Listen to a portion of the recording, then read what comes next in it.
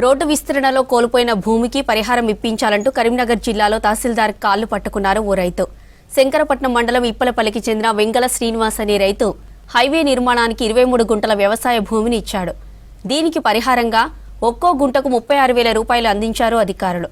అయితే ఒక్కో గుంటకు 56,000 రూపాయల నష్టపరిహారం అందించాలని కోరాడు శ్రీనివాస్.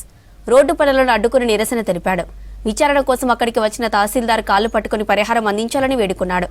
ఎంత చెప్పినా నిరసన విరమించకపోవడంతో పోలీసులు శ్రీనివాస్ను అరెస్ట్ చేశారు.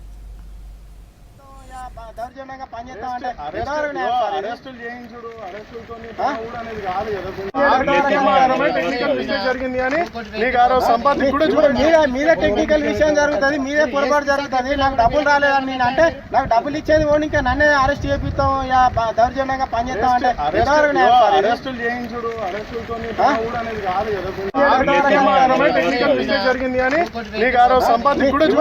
మీరే టెక్నికల్ విషయం జరుగుతుంది, మీరే పొరపాటు జరుగుతుంది. నాకు డబ్బులు రాలేదని నేను అంటే నాకు డబ్బులు ఇచ్చేది ఓడి ఇంకా నన్నే అరెస్ట్ చేపిస్తాం, దౌర్జన్యంగా